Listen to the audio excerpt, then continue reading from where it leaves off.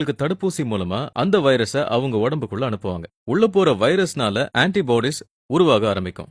அந்த ஆன்டிபாடிஸ் நம்ம இம்யூன் சிஸ்டத்துக்குள்ள போயிடும். அதாவது அந்த ஆன்டிபாடிஸ் உடைய ஸ்கேன் காப்பி நம்ம இம்யூன் சிஸ்டத்துக்குள்ள போயிடும். இப்ப அதே மாதிரி வைரஸ் நம்ம உடம்புக்குள்ள வந்தா நம்ம இம்யூன் சிஸ்டம் அதை அடையாளம் கண்டுபிடிச்சு அதை கொன்னுடுது.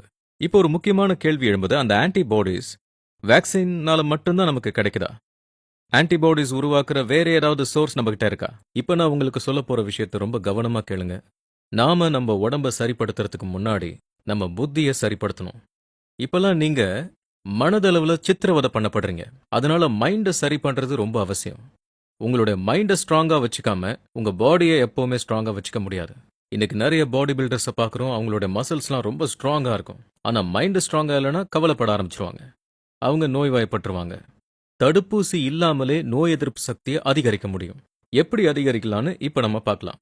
நோய்களை எதிர்க்கிற ஆன்டிபாடிஸை நம்ம இம்யூன் சிஸ்டம் எப்படி கிரியேட் பண்ணுதுன்னு பார்க்கலாம்.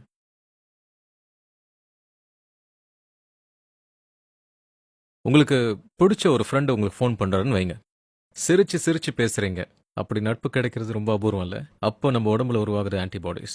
எப்போ குஷியா இருக்குமோ அப்போ உடம்புல நோய் எதிர்ப்பு சக்தி உருவாகுது. சில வீடியோஸ் உங்களுக்கு ரொம்ப பிடிச்சு பார்ப்பீங்க, அது ஃபன்னா இருக்கும், ஜாலியா இருக்கும். நீங்க சத்தமா சிரிப்பீங்க, உங்களுக்குள்ள ஒரு சந்தோஷம் வருது இல்ல? அப்போ உருவாகுது இந்த நோய் எதிர்ப்பு சக்தி. நீங்க ரொம்ப கவலையோடும் ஸ்ட்ரெஸ்ஸோடும் டென்ஷனோட இருக்கும்போது ஒரு ஃப்ரெண்டு உங்ககிட்ட வந்து கவலையை விடுங்க, எதுக்குங்க இவ்வளோ டென்ஷன் ஆயிட்டு, நான் இருக்கேன்னு வரு. அப்போ உருவாகுது இந்த நோய் எதிர்ப்பு சக்தி. நீங்க ரொம்ப சந்தோஷமா இருக்கீங்க, உங்களுக்கு பாடவும் வராது, டான்ஸும் வராது. ஆனா எப்படியோ கையை காலை ஆட்டி சந்தோஷமா டான்ஸ் ஆடுறீங்கல்ல, கவலை இல்லாம கத்தி பாடுறீங்கல்ல, அப்போ உருவாகுது இந்த நோய் எதிர்ப்பு சக்தி. நீங்க ரொம்ப வருத்தத்துல இருக்கும்போது உங்க பார்ட்னர் உங்ககிட்ட வந்து உங்க கையை பிடிச்சுக்கிட்டு, இவ்வளோ டென்ஷன் ஆக வேண்டிய அவசியம் இல்ல, நம்ம 2 பேரும் சேர்ந்து இந்த பிரச்சனையை சால்வ் பண்ணுவோன்றாங்கல்ல, அப்போ உருவாகுது நோய் எதிர்ப்பு சக்தி. மொக்க ஜோக்கா இருந்தா கூட ஒரு ஃப்ரெண்டு ஃபோன் பண்ணி உங்களுக்கு சொல்றாரு, நீங்க 2 பேரும் சிரிச்சு சிரிச்சு வயிறு புண்ணாயிடுது, அப்போ உருவாகுது நோய் எதிர்ப்பு சக்தி. உங்க செல்ல குழந்தைங்க ஓடி வந்து உங்களை பார்த்து மம்மி மம்மி டாடி டாடின்னு கத்திக்கிட்டு வந்து குரங்கு குட்டி மாதிரி கட்டி பிடிச்சிட்டு இருக்காங்கல்ல, இதெல்லாம் உருவாக்குற அந்த நோய் எதிர்ப்பு சக்தி எந்த அளவுக்கு ஒரு ஸ்ட்ராங்கான சக்தினா, எவ்வளோ பெரிய துன்பம் வந்தாலும் கவலை வந்தாலும் உங்களை நின்னு சண்டை போட வைக்கும். இப்போ நம்ம எல்லாருக்குமே இந்த நோய் எதிர்ப்பு சக்தி தான் வேணும். ஒரு பயமான சூழ்நிலை இன்னைக்கு இருக்கு, அதுல இருந்து காப்பாத்திக்க உடம்ப விட மனசு தான் ஸ்ட்ராங்கா இருக்கணும்.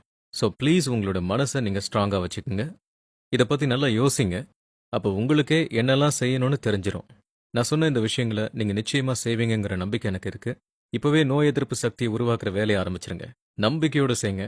ஆன்டிபாடிஸ் உருவாகுங்கிறதுக்கு நான் கேரண்டி தரேன். உங்களோட இம்யூன் சிஸ்டம் இன்னும் நல்ல ஸ்ட்ராங்கா இருக்கும். இந்த விஷயம் உங்களுக்கு பிடிச்சிருந்தா கமெண்ட்ஸ் பாக்ஸ்ல உங்க கருத்தை எழுதுங்க. ரொம்ப பிடிச்சிருந்ததுன்னா லைக் பண்ணுங்க. உங்க ஃப்ரெண்ட்ஸுக்கு ஷேர் பண்ணுங்க. நீங்களும் உங்க ஃபேமிலியும்